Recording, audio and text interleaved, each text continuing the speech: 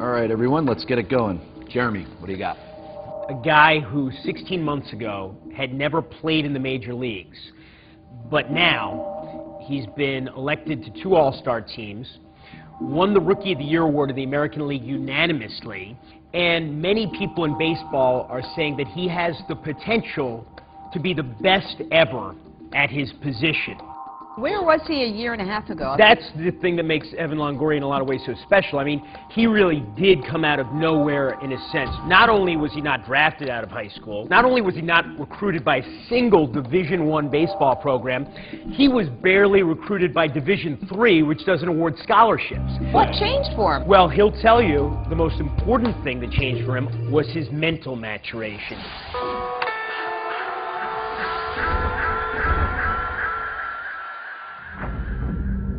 Walk slow to the plate. Remember your breathing. Well, there's a drive. He's down the left field line. Stick with the approach. Keep the routine going. Takes that one to left field. That is deep. Way back. Get into the game. Don't worry about the results. He's to left field. How far is this one going to go?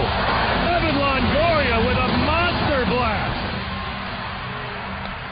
What goes on in the mind of Tampa Bay Rays third baseman Evan Longoria has helped him emerge as one of the game's highest-profile young stars. The focus, the sense of calm, the faith in process, they're all essential components of his makeup. Let's go to work. Come on. Everybody says the same thing to me. They watch him go up to the plate, holds the bat like he's sleeping until he explodes at the ball. Evan Longoria tries the first pitch into right center field, and Dean Thompson is back for the wall. It's off the right tank, a home run. At the age of 23, Longoria is already a 2-time All-Star. His highly developed mental approach to the game, not to mention his willingness to discuss it, distinguishes him from his peers. It also gives him an edge. To us, it looks like it just happens naturally, but there is a method. His ability to be in the present moment makes him one of the best. When the pitch is being thrown, he's already forgotten about the last at bat, and all that exists is this particular pitch, and this particular pitch is coming to me right now. I see a lot of guys who have a lot of physical ability but don't have enough up top to, be able to control certain situations, or, some guys don't really buy into the whole mental training side of baseball, I guess. But for me, I've been doing it for so long that it's something that I trust. Longoria has been doing it for 5 years. Before then, there was no reason to believe he'd develop into a major leaguer. In 2003, when he graduated from high school, 1,480 players were selected in the baseball draft. He wasn't one of them, nor was he recruited to play Division I college baseball. Did you deserve to be overlooked when you were coming out of high school? Definitely. Yeah, I wasn't good. I mean, I knew the game. I enjoyed playing the game. As far as ability and talent, I wasn't a professional player at that time.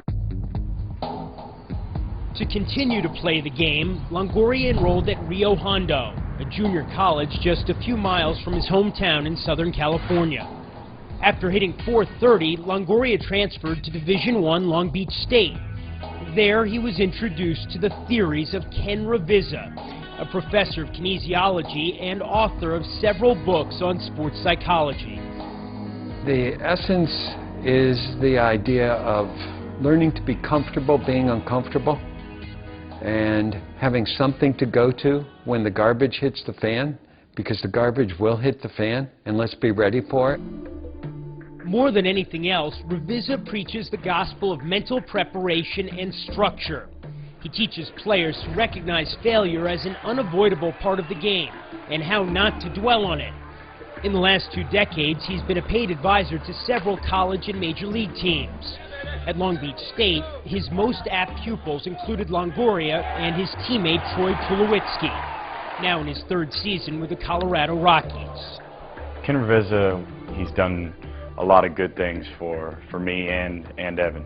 It's all about relaxing, taking your breath, and just making sure that the game's not moving too quick. When you first were exposed to Ken's teachings, even you said, come on, this stuff can't really work. What was the turning point, you think? We started playing in a lot of stadiums where it was a packed house, or the pressure was on, and that's when I started to realize when the game becomes more of a mental grind, I needed something to go to. How do you think those theories helped him? I think it calmed him. I think the mental game really helped him, and how he was way balanced after bad at-bats or bad games. Oh, come on, you can't turn it over like that. As Longoria matured physically, his mental training allowed him to maximize his talents. He emerged as a top prospect in the summer of 2005, when he was named MVP of the Cape Cod League, a traditional breeding ground for high draft picks.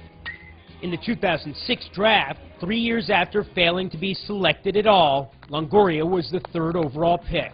The Tampa Bay Double Rays select Evan Longoria.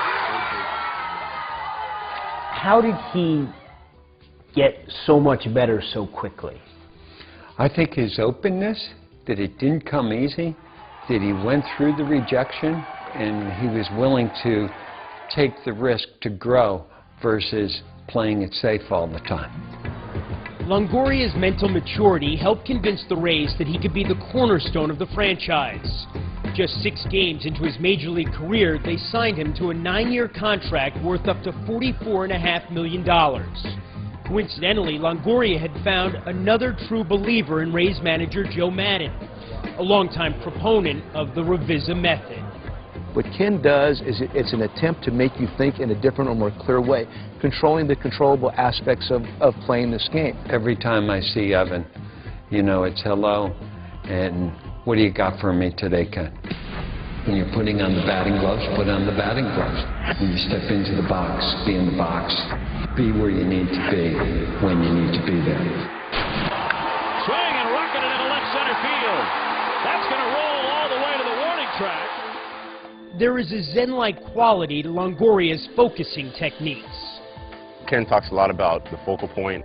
If I make an error in the field, or if I swing at a pitch in the dirt at the plate, and I really feel like, I've lost control of either my emotions or the at-bat,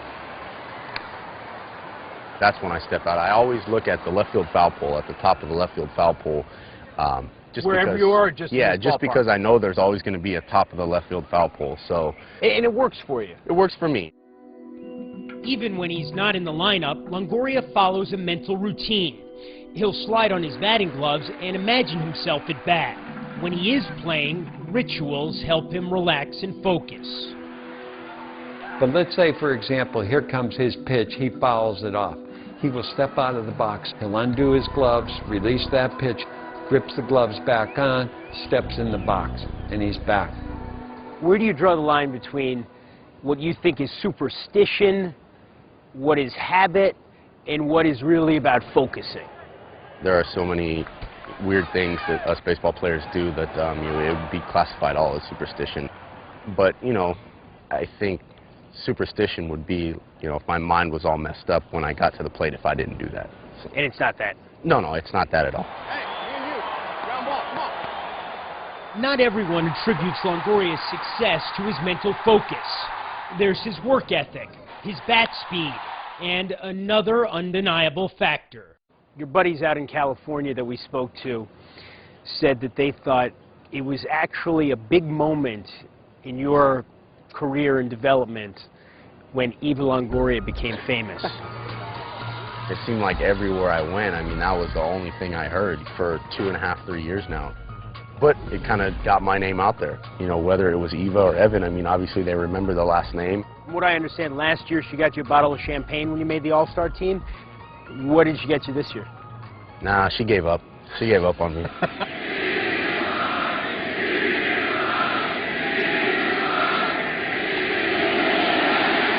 In the 2008 World Series, the chant "Eva, Eva" floated through the air in Philadelphia. Whether or not the taunting bothered him, Evan Longoria went 1 for 20 against the Phillies. It could have been the pressure that I was putting on myself. It could have been the outside distractions that I let get to me, and I look back now and kind of kick myself in the butt for that. Things kind of sped up on me.